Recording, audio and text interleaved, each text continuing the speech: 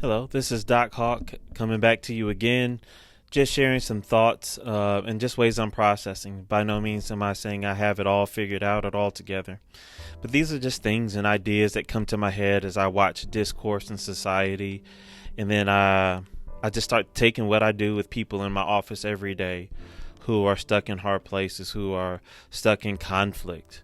Um, and so, what kind of prompted this is just watching even how people are engaging around how do we respond to COVID, or definitely another area is even in racial tension. Two hugely emotional things that are coming up at one time, and we're having to process, and there's a lot of emotion loaded into both. And so here's what I want to talk about today. These are some things that's been going through me, and as I talked to some people last week. I'm always trying to really check my motives behind what I'm sharing on social media. And the reason why I think this is important for me to process is, what am I really looking for? What am I longing for? What am I hoping to accomplish as I put something out there? What do I want? I'm obviously taking the time and reading something and sharing it and posting it because there's something I'm trying to do. I'm trying to accomplish. Maybe for me, or also for the people that are going to hear it. So what do I want? Is it I'm just trying to show somebody they're wrong? Is there an underlying fear that I have that I want other people to see and to address? Is there some concern? Is there some hope that I have? And here's what really hit me when it came to motive. So many times we engage in behaviors. We say statements, but we never really talk about what our longings are. And that is a hugely vulnerable thing. And one thing I learned about vulnerability is more times, well, I don't know, this is hard to say, but vulnerability usually demands a response. Vulnerability is more successful at generating a comforting response. But when we respond from like these accusatory or avoidant type ways, usually all we get back in response is more of other people's protection. So more of either their accusations or their own avoidance. But when we can respond with vulnerability, what happens is we engage with people who have compassion. They see the vulnerability and more clearly, and it sets them up to be able to respond to it more accurately. So when I share something, and I'm also able to share what my longing or my motive under that share or that reach is, then it really reaches out to those people that I really want the message to land with in some way, and it evokes a response. Or even for the person that might not see it the exact same way, maybe they're on the fringes, and just by sharing your viewpoint and also what your hope or your longing is, it helps them see it more fully.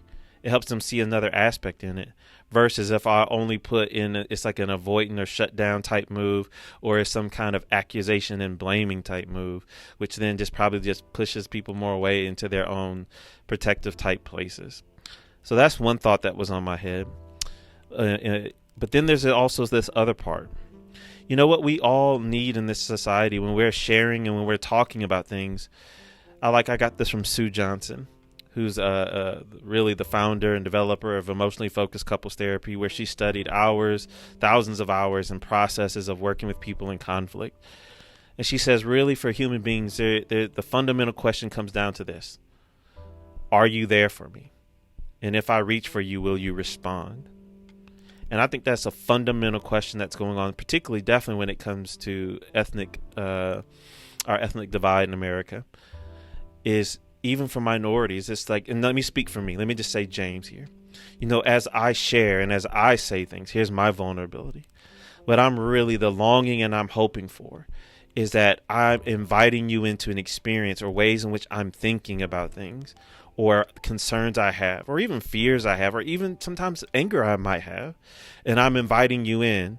And what my hope is that I do get this message back of innocence. Are you there with me? And if I am able to share this, that you'll be there with me. Not saying you validate not saying that you 100%, I believe every single line that you state, James. But what happens is like, I'm willing to come in and be with you in the pain or the confusion or the sorrow, or, just this, the point is that you're there with me as a person, as a human being.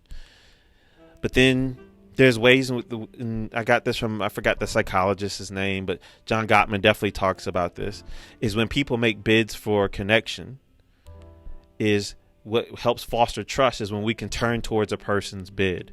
But when we keep turning away from people's bids, it really begins to deteriorate and eat away at trust.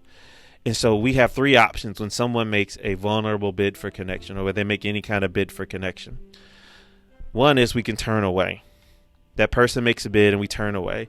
And that turn away could be I just ignore, I invalidate their bid, I can turn away from it by bringing up, well, this could almost be turning against, but it's just I turn away from it. It's like I don't see you, I don't see you, I don't see it. It could be that whole, and I have to say this when it comes to ethnicity, sometimes color blindness is a turn away. It's you're talking about something that is your experience, but I don't really get it, I don't see it, and so that's really a turn away. I don't see it, I don't see what you're talking about, I'm turning away. It doesn't exist to me, so I'm turning away from it. But then the one that really hurts is turning against. And it's this form of like contempt. It can get as ugly as name calling, but where it's the very bid that you made to reach out for connection. I then turn against it and I blame you and I attack you in that place where you've made a reach out. And that's what really is going on in society in so many areas. We're sharing contempt back for contempt. And then as we're each sharing our contempt, it's like we expect that somehow our blaming and attacking one another is somehow going to really make someone else want to join in with us. And then we keep doing it over and over, and then we get frustrated. And then what we end up doing in that place is, it's not me and how I'm sending the signal across. It's a deficiency in the other person and their character, in which sometimes there's probably both true in play at the same time. But we're not even recognizing in the way that sometimes when people make these bids and we turn against them, that then just fuels this cycle that we can all get stuck in society. But, talking about those two that we don't want, you definitely don't want to invalidate and turn away from people when they reach. And we definitely don't want to turn against people when they make a reach. But what we really want to do, what really changes dynamics, is when we can turn towards people. And that even goes, this is the first step beyond getting into content, getting into policy issues, statistics, and numbers. It goes back to that question I said, if I reach for you, will you be there for me? Can you at least turn towards me? Can you at least see what I'm experiencing? Can you see what I'm feeling? Can you show me? Can you show me in the sense of by reflecting back to me even what you sense me feeling? Or can you reflect back to me that as I share this story, as I share this experience, how it's even impacting and landing on your own body to see me in my own emotional state? Just where I'm at physiologically, is it in some way entering your body? Because that is a true thing that we even see in science. Is called mirror neurons, that when we see someone else in an emotional state, that our body, when we see it ignites emotion even within us. And what we have to determine is what happens in the other person's emotional state. Once again, do we turn towards it? Do we turn towards it and like, wow, I see your sadness and I feel that sadness with you too? Or do we turn away from it? And as their sadness comes out, it makes us want to say, I don't have space for that sadness. I don't want to even feel the sadness. So I just turn away from the sadness or the hurt or the frustration or the confusion. Or even a turn against. It's like some people, they can't even make space for their own emotional experience, and they even turn against their own emotions, and they shame their own emotions and their own experience. So then when someone else feels something and that person maybe shares it and it ignites feelings in the other person who heard it, then of course they're going to turn against it. Not only are they turning against the person and what they shared, but it's like, I don't want to feel that with you. Stop it in this. I've got to shut it down in some way. And then if we keep doing these things in society, then we stay stuck. So I guess the takeaway from all of this, if you're listening, is, what's the motive behind what you're sharing? And share what that motive is. We could share a lot of content and hope that people just get it.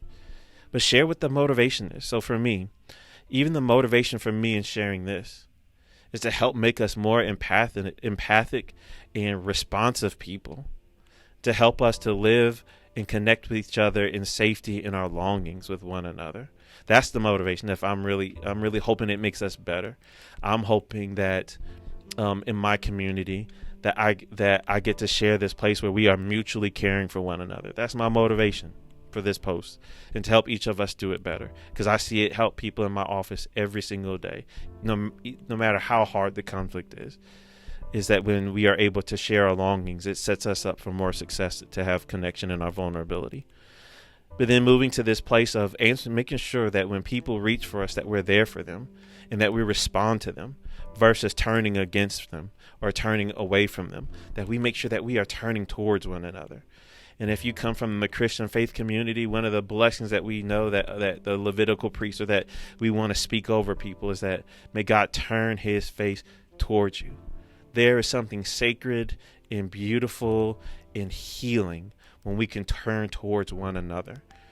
And so I want you to ask this, seek in your heart, is, man, in some last interactions I've had with family members, people on social media, people in society, even people you disagree with, what move are you making? Are you turning against people?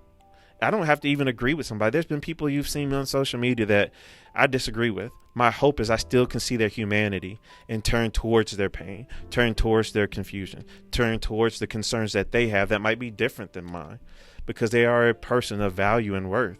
And actually, I've found that I've had great success in these interactions. So are we turning towards people? Am I turning against people? Am I turning away? Only you can really search your heart in that and really evaluate yourself on that. And hopefully that'll change. And so even as you make future interactions with people, to really make sure, man, am I seeing this person's longing? In what way are they reaching out towards me? And am I turning towards them? Because I definitely don't want to be turning against or away. Have a good day.